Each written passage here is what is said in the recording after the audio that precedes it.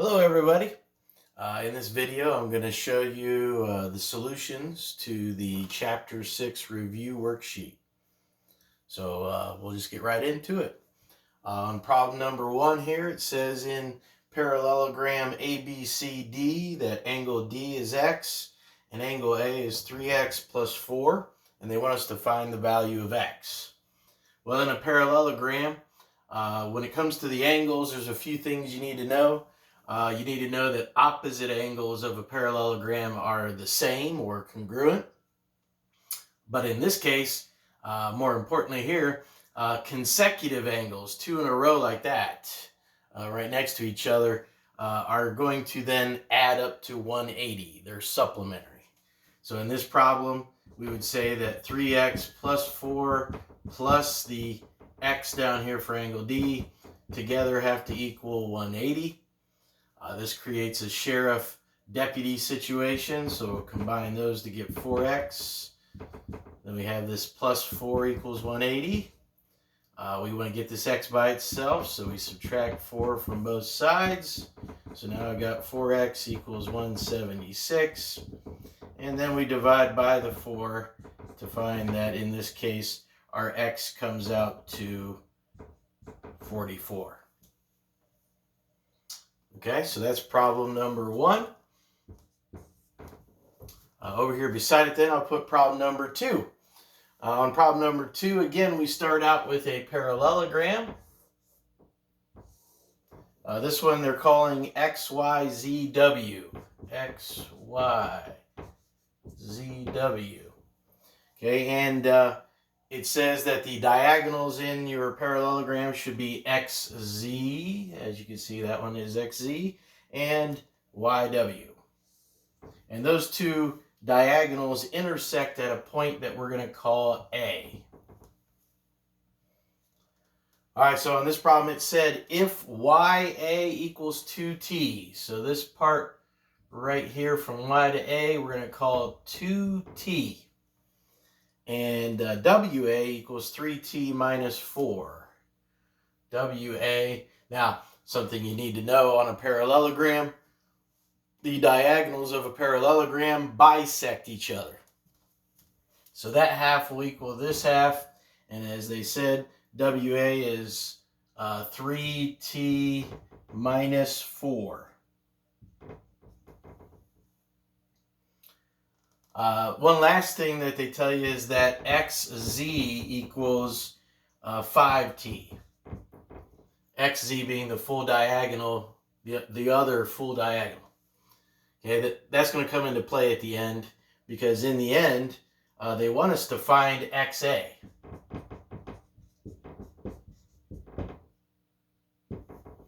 XA, as you can see, like I said earlier, since the diagonals bisect each other, that means those two halves would be the same, and XA then would be exactly half of the full diagonal XZ.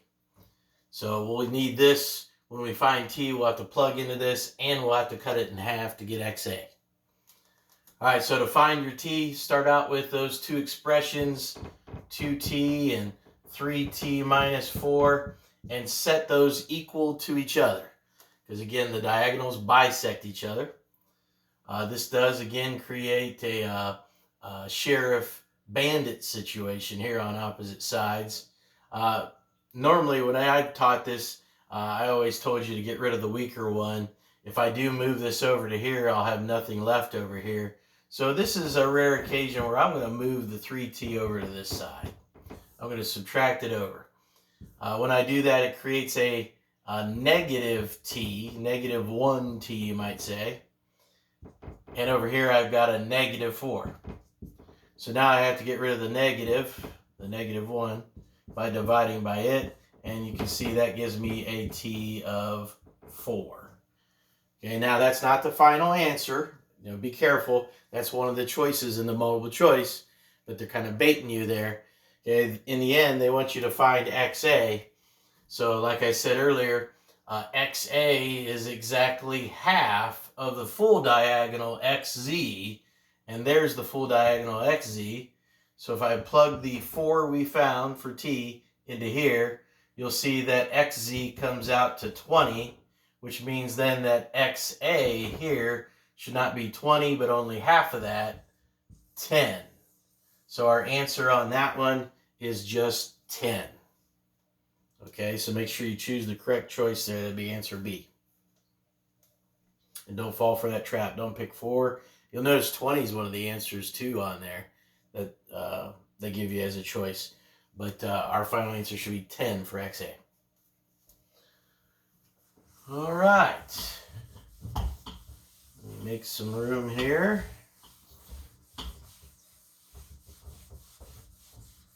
For problem number 3. Number 3 says opposite angles are not always congruent in A. Okay, and then they give you 4 choices here. One of them is a trapezoid. That's choice A. Choice B is a rhombus. A rhombus, remember all 4 of those sides are the same. Choice C is a rectangle. Remember, a rectangle by definition has right angles. And choice D is a parallelogram. In a parallelogram, remember those opposite sides are parallel. All right, so let's go back to our question again. It said opposite angles are not always congruent in which of the following? Okay, well, opposite angles are always congruent in any parallelogram. So those opposite angles match, these opposite angles match. And keep in mind that a rectangle is a type of parallelogram, or you can see it right away, matching opposite angles. A rhombus is a type of parallelogram as well. So just like the parallelogram down here, single, single, those 2 match. Double, double, these 2 will match. So as you can see, by default, it's going to be answer A, the trapezoid. The trapezoid, keep in mind, its opposite angles do not necessarily match. In fact, they won't. If you look, that one looks obtuse. This one looks acute. So there's no match there with the opposite angles. Same with those 2 as well. So A is the answer for number 3. On problem number 4, again, it's kind of like this problem. We have some choices here, and it makes the statement consecutive angles are not always supplementary in which of the following. Okay, and our choices are A, the rectangle. There's another picture then of a rectangle. B, our choice there is trapezoid. On C, our choice is a parallelogram. And D is a rhombus again.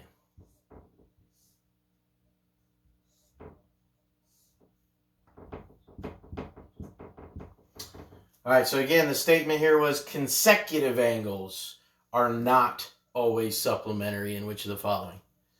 Now, consecutive angles are not opposite ones like we did here. Consecutive angles are 2 in a row, like those 2 right there, 2 in a row. So here, 90 plus 90 on a rectangle is always going to add up to 180. 90 plus 90, 90 plus 90. So it's not that one. In a parallelogram, if you remember correctly, we did learn that all the consecutive angles in a 2 in a row like that do in fact add up to 180. Whether it be 1 and 2, 2 and 3 here, 3 and 4 there, 4 and 1. So that one is not our correct answer either. Okay, you notice I skipped over B because I want to go down here now to D. Remember, a rhombus is a parallelogram, so by the same reasoning, all of its consecutive angles, like 1 and 2, 2 and 3, 3 and 4, or even 4 and 1, do add up to 180. Going back then to the trapezoid, in this picture so far, 1 and 2, the 2 angles on the same leg here, they do add up to 180. However, not all of the consecutive angles in a trapezoid add up to 180. Like 2 and 3 in this picture. Do you see how they both look acute? and less than 90 plus less than 90 would be less than 180. If I number this one as 4, 4 and 1, the two at the top here, same issue. They both look obtuse, so more than 90 plus more than 90 would be more than 180. So even though 1 and 2 do add up to 180, or even 3 and 4 add up to 180, 1 and 4 don't, 2 and 3 don't. So not all pairs of consecutive angles add up to 180 in a trapezoid. So there's your answer for number 4. It would have been answer B. All right. That gets us up to number 5. On problem number 5, they say one way to prove that a quadrilateral is a parallelogram is to show that A, it has one pair of parallel sides. Okay, well, let's consider that. If we only show it has one pair of parallel sides, doesn't a trapezoid have one pair of parallel sides, the top and bottom here? So that's not a correct answer. That's not going to be a parallelogram. Okay, so it's not A. Okay, if we consider option B, the diagonals are congruent. Okay, so if you just show the diagonals are congruent, well, if we go back again to our trapezoid example, if this were to be an isosceles trapezoid even, we learned that the diagonals are congruent in this. So that full diagonal would match this full diagonal. And again, that's not a parallelogram. So we know this is not the correct answer either. Okay, moving on to C. Option C says it has one pair of congruent sides. Okay, just one pair of congruent sides. So they didn't even say they had to be opposite sides or anything, just one pair of congruent sides. So for example, I can make that and that be congruent. Okay, and then I could just stretch this out like that. You know, that's not a parallelogram, so that's not a possibility either. So our last option, D, here must be our right answer. And it says both pairs of opposite angles are congruent. Both pairs of opposite angles are congruent. So if I could show this matches this and that matches that, that is true. That does make it a parallelogram. I'm trying to remember what theorem that was even. It's, I want to say theorem 6.2. Or I'm sorry, 6.2 would say if it's a parallelogram, opposite angles are congruent. It was the next section after that. So it was the converse of theorem 6.2, which I believe was like theorem, I want to say theorem 6.6. Okay, but regardless, that is the correct answer, D, that the opposite angles have to match. All right, so number 6. On problem number 6, they start off with a picture of a parallelogram. Okay, so it's told in the problem this is a parallelogram. They got it labeled as GACF, and they even have some diagonals drawn in here. And where they meet, they labeled that X. Okay, so on problem number 6, the first thing they tell you is that the measure of angle GAC being this overall angle right there. Okay, they tell you that that angle is 125 degrees. Okay, and then they want you to find angle ACF.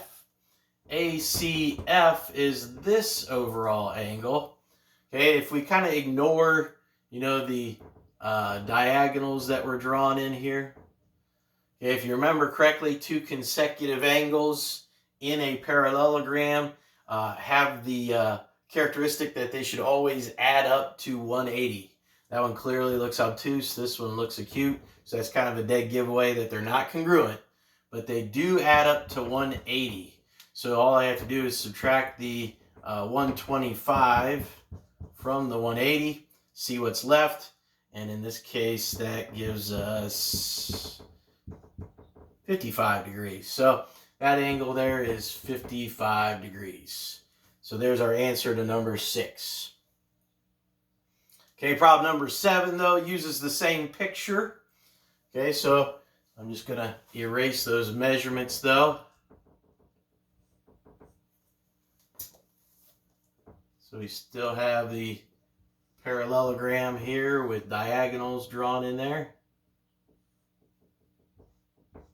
Okay, but on number 7 now, they say that if angle CFG, so CFG, which was this overall angle down here, if it equals 2W plus 30, 2W plus 30, and if angle ACF is that overall angle there in this corner. Now remember what we just said about consecutive angles, they should add up to 180. Okay, but they're telling you that angle up there then is W plus 15. Okay, in the end though, they want us to find the measure of angle AGF. Okay, AGF is this overall angle down in this corner, and I know opposite angles match. So what I'm going to do is I'm going to try to find W and then plug that W into here, because these two opposite angles are going to match. So I'm really just going to find the overall angle C and then use it for my overall angle G here, AGF. Well, these two angles, as we just mentioned, consecutive angles, should add up to 180. So off to the side over here, I'm going to say that 2W plus 30 plus the W plus 15 has to equal 180. This creates an equation where my W's are like a sheriff and a deputy on the same side. So I'm going to combine those to get 3 W's. I'm going to do the same with the 30 and the 15. They combine to give me 45. Okay, at this point, we would subtract the 45 over to the other side. That leaves us with 3W equals 135, and divide by the 3. 3 goes into there. Let's see, 4, 15, 5, 45 times.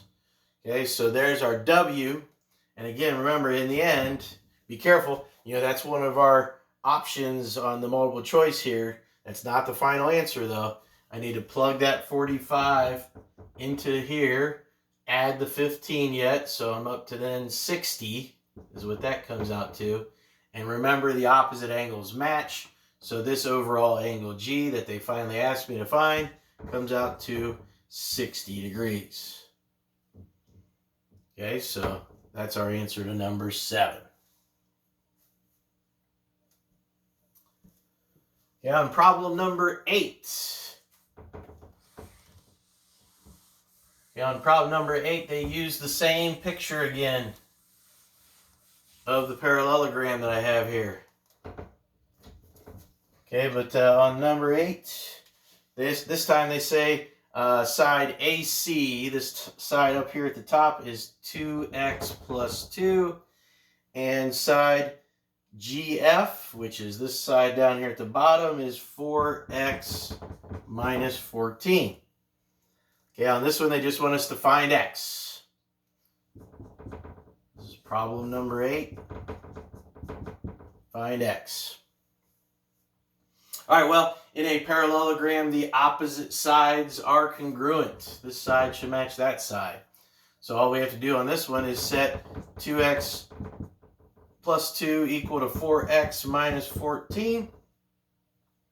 Creates a sheriff bandit situation since these are on opposite sides. So I would get rid of the weaker x by subtracting a 2x. Whatever you do to one side, you have to do to the other. Bring everything else down.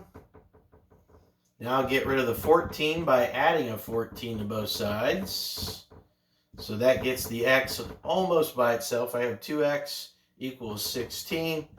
Now, as a last step, I finally divide by the 2 to get rid of to finally get the x by itself. And that gives me an x of 8. That's what I was supposed to find. No need to plug anything back in on this one. That's simply our answer on that one. Okay, on number 9, problem number 9 uses this same picture again.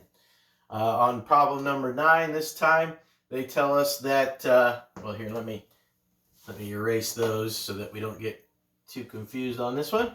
But on problem number 9 now, it tells us that GX, so inside here where our diagonals are, this amount right here, GX, is 2y plus 2. 2y plus 2. And XC is the other half of that diagonal. And in a parallelogram, remember, diagonals cut each other in half. They bisect each other. Okay, so when they give us that other half, it's going to match this one. But they gave it to us as being 3y minus 3. And on this one, of course, they just want us to find y.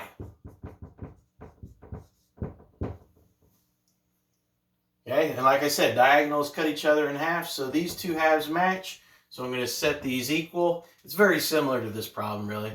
You're going to say 2y plus 2 equals 3y minus 3, and solve for y. Sheriff Bandit situation, get rid of the weaker one. Now I've got 2 equals y minus 3, and add 3 to both sides. I find that y is 5. So that was our answer on number 9. Answer C, 5. All right, I'm finally done with this picture of this parallelogram, but we are up to problem number 10. And in problem number 10, they say that all parallelograms have, and they give you 4 choices, A, B, C, or D. So let's take a look at our 4 choices on number 10. Choice number A, opposite angles that are supplementary. Okay, so if I'm starting out with a parallelogram, because they said all parallelograms have which of the following? Opposite angles that are supplementary? No, that's not true. Look, opposite angles are congruent. You know, that'll match that. This will match this. But they're not supplementary. They won't add up to 180. I mean, these two are less than 90, so when you add them together, you get less than 180. These two are obtuse, so when you add them together, you'll get more than 180. So it's not A. That option doesn't make sense.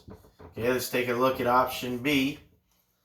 Diagonals that are congruent.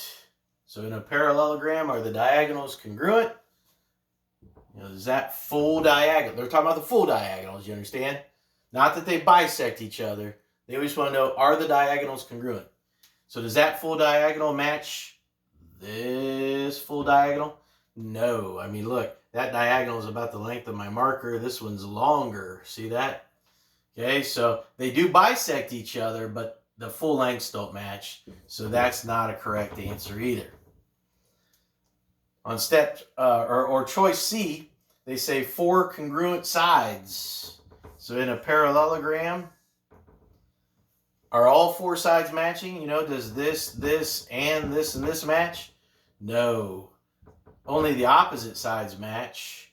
You know, these look like they're longer on the top and bottom than these are on the left and the right. So that's not a correct option either. So it must be this last one. It says opposite angles that are congruent. Okay, remember I did mention that back up here on option A, that these opposite angles here and here do match, as well as these two here and here. So there's our answer on that one. It was D. All right. That gets us up to question number 11. Okay, on question number 11, they do have a picture of a rectangle. Okay, they call this R, S, T, and U. Okay, and you know, in the picture they even have some diagonals drawn in here, and where they meet, they call that X. They even have some angles numbered here, 1 and 2. Okay, so let's look at our options on number 11 here. A says that, and it wants to know which of the following are congruent. So it says the diagonals for A. So does the full length US match the full length RT on a rectangle? Yes, yes it does. On rectangles, remember that's something special about them. Unlike, say, a parallelogram, which just has diagonals that bisect each other.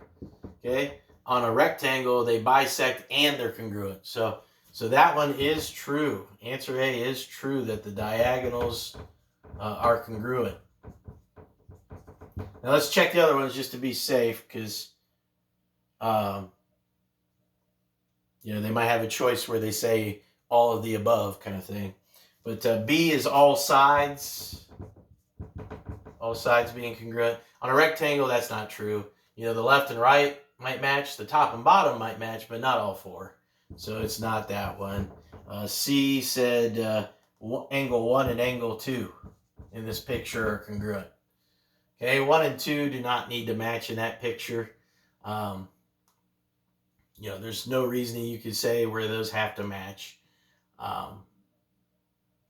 Could they possibly match? Sure, but they don't have to. So unless it's true all the time, then you can't say it's true. It's false. So that's false. But D, the last one there, consecutive sides. So that'd be like this left side and the bottom, for example, 2 in a row. They do not match consecutive sides. Okay, so that's not a correct answer either. All right, so we were correct in choosing that first one, A, and only A. All right, problem number 12 is the next one here. Now, problem number 12 uses our same picture that I have up here of the rectangle. Okay, so I'll just leave that up here. But on problem number 12, it says if angle 1 is 74 degrees. So I'm going to take this angle 1 right here, mark that as 74. They want you to then be able to find the measure of angle 2. All right, so on a problem like this, I think what I would do is this. Since it is a rectangle, I know that the diagonals are congruent and bisect. So this all match. Now the reason I'm pointing that out is because I want to show you that this triangle, that triangle right there, is isosceles. So it has 2 matching sides, which means it would also have 2 matching angles. Okay, so across from those sides are the 2 matching angles. So if that's 74, that means this down here is 74.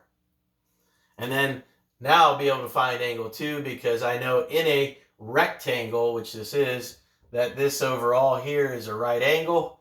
So all I have to do to find angle 2 now is take the 74 away from 90. That would be the rest of 90 right there.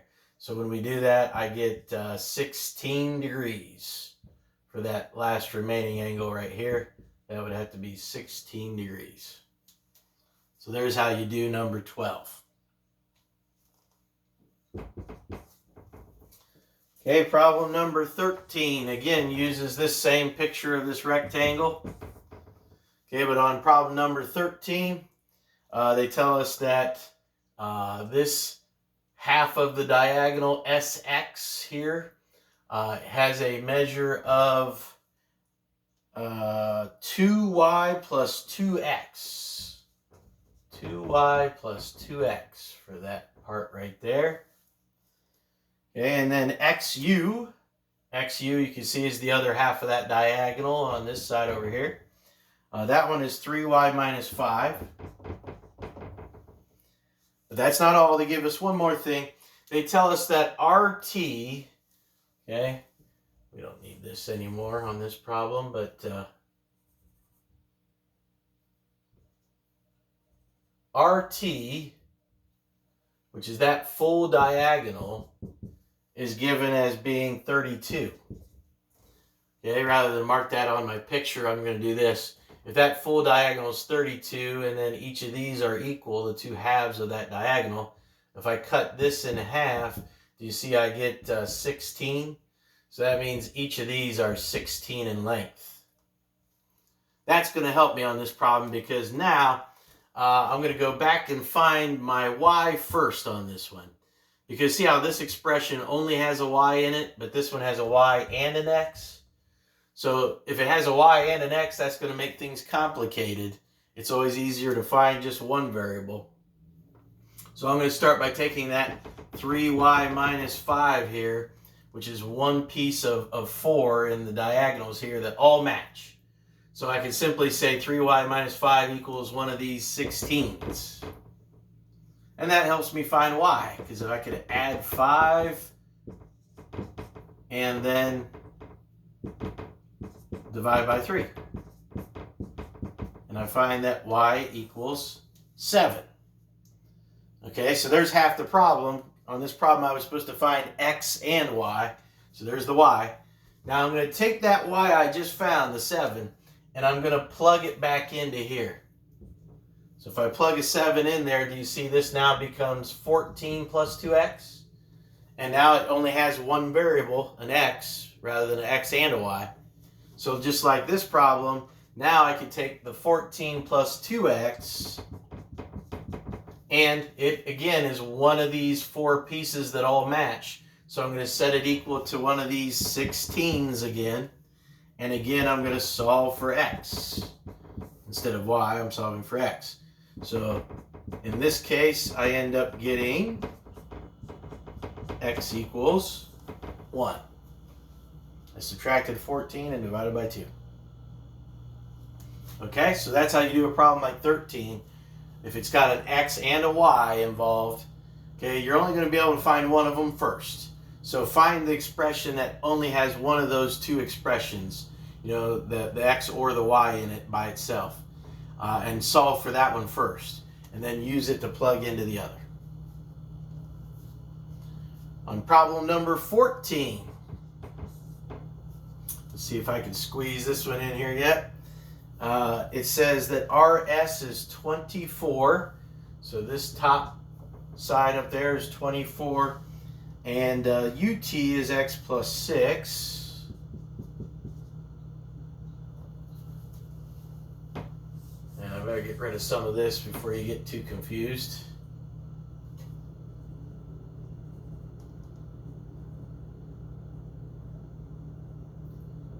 All right.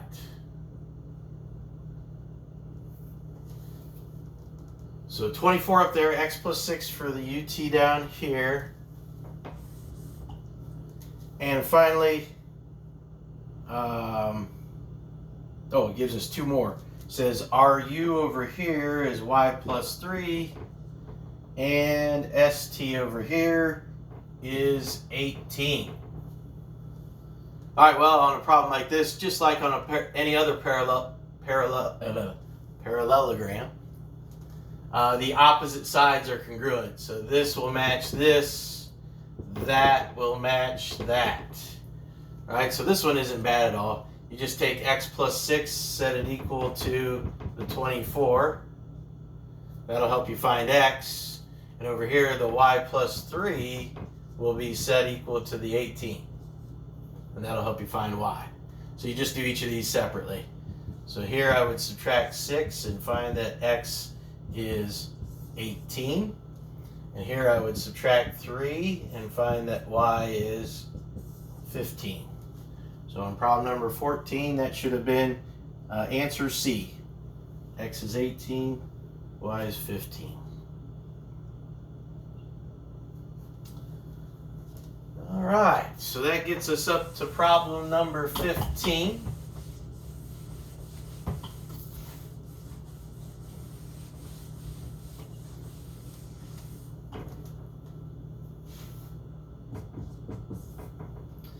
And in problem number 15, it says diagonals need not be perpendicular in, and they give you 4 choices.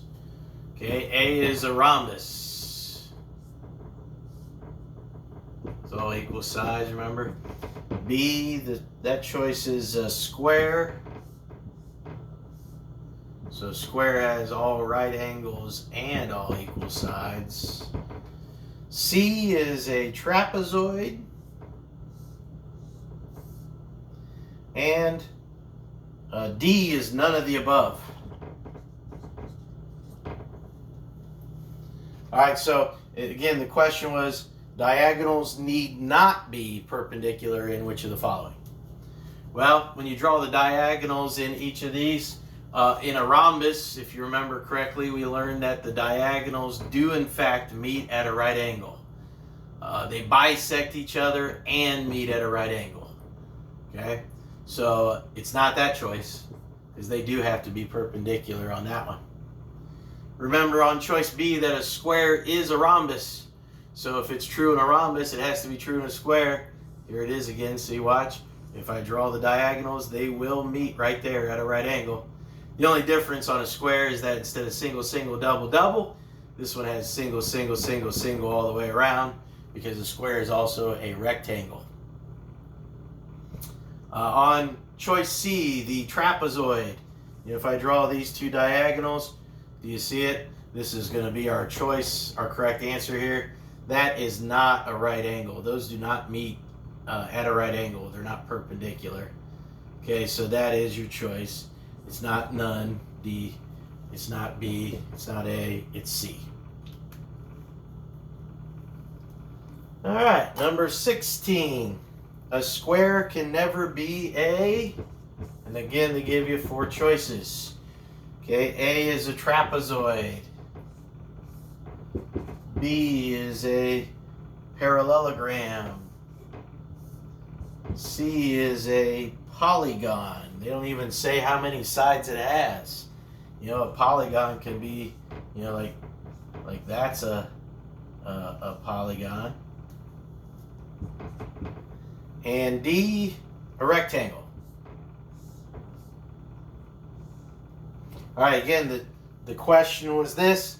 It said a square can never be which of the following? Okay, so they're basically asking what else does a square qualify as? So does a square qualify as a trapezoid? No. A trapezoid only has one pair of opposite sides that are parallel, and a square has both pairs. Okay, does a square qualify as a parallelogram? Yes, because a square does have opposite sides that are parallel, just like in a parallelogram. These are parallel.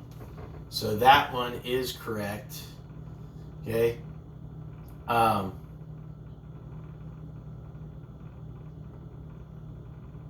I'm sorry.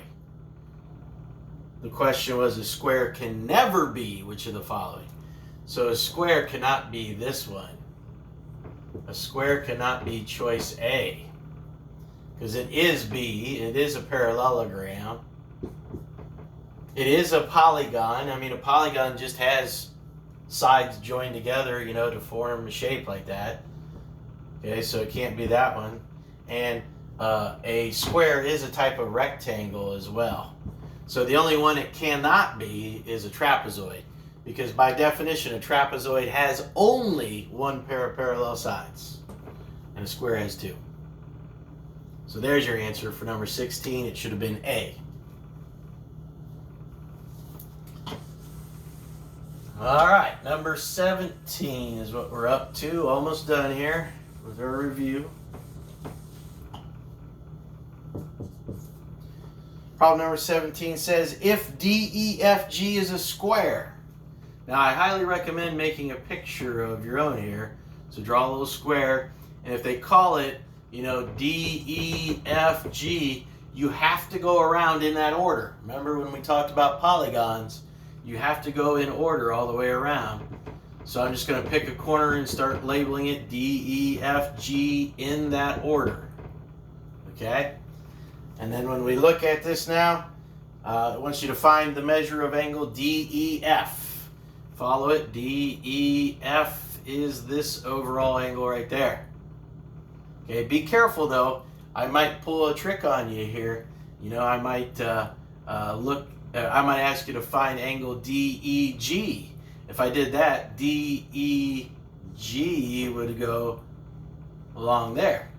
Okay, but on this one, they wanted angle DEF. That's the overall angle here. And of course, in a square, that's always going to be a right angle. So our answer here is that it's 90 degrees or a right angle. Okay, but what would it be here, DEG, if I said to find that one? Well, if you draw a diagonal across there, in any rhombi, which a square is a type of rhombus, the two halves here have to match. The angle gets bisected by the diagonal. So if the overall angle is 90, each of these then would be 45. Okay, so pay close attention to the problem, is all I'm trying to say. All right, on number 18, it says the measures of the bases of a trapezoid are 22 and 28. So I've got some trapezoid here. Each base has measures of 22 and 28.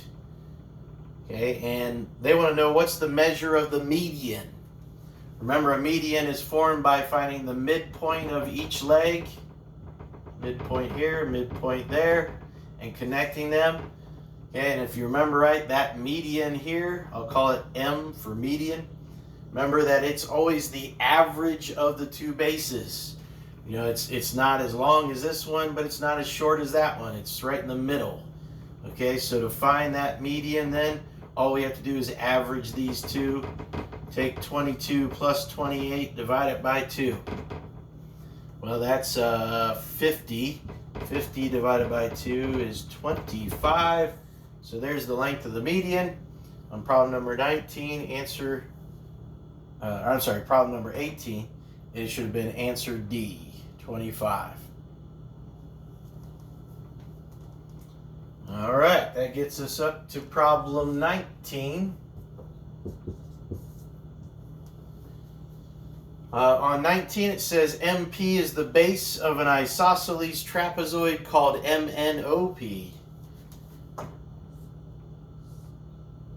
Okay, so this trapezoid has to be isosceles, a little different than maybe what I drew here.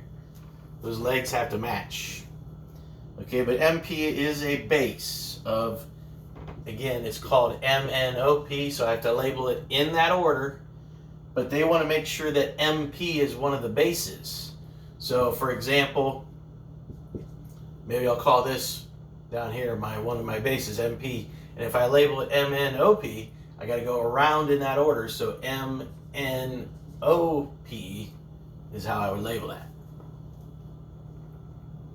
All right, so then if you label it correctly, it helps us solve this problem because they give you the measure of angle M down here as being 4x plus 10. And they also give you that angle P over here, which if you know anything about an isosceles trapezoid, the two base angles down here at the bottom are going to match each other, as well as the upper base angles. You know, that'll match that, and this will match this. Okay, but they give you that other base angle P down here as being 6x minus 14. Okay, so if I do a correct label like we did there, now it should be obvious what equation I'm going to write. I'm going to say 4x plus 10 equals 6x minus 14 and solve for x. It's a Sheriff Bandit situation, so I'm going to get rid of my weaker x. That leaves me, after I bring everything down here, with 10 equals 2x minus 14. Next, I would add a 14 to both sides. So now I've got 24 equals 2x, divide by the 2, and we find that x is 12. Okay, in the end, that's all we had to do was find x. So problem 19, your answer is 12. And again, the key to that problem, I think, was the labeling from the get-go. MP had to be a base, and it was called MNOP, so you have to go in that order as you go around labeling it. All right, that gets us up to the last problem, problem number 20. Okay, and on this problem, they mentioned that QRST is going to be an isosceles trapezoid with QR equal to ST. So like our last problem, the way that we label this is important. Okay, it's an isosceles trapezoid. It's called QRST, so I have to label it in that order as I go around. And they want to make sure that when you do this, they want the side QR to equal the side ST. So if I have to go in that order, QRST, notice my QR and ST do match just like they said. Okay, now that helps this problem because now they say then angle Q is congruent to, and they want you to figure out what other angle. You know, they give you choices of angle R, angle S, angle T, or none of the above. Well, in an isosceles trapezoid, as I mentioned a little bit ago, not only do the legs match, but so do the same base angles. So Q is going to match T over here. So there's our answer. Angle T is the other angle that matches or is congruent to angle Q. By the way, angle S then would match or be congruent to angle R at the top as well, because those upper base angles would match as well. Well, there you have it. There's the solutions to all the problems on the review sheet. If you still have any further questions, just let me know. You can contact me by sending me a text or a remind, or you can email me and let me know that you need some help on those. But when you understand these fully, then I want you to go ahead and take the Chapter 6 test that I will be posting on there. Okay, good luck.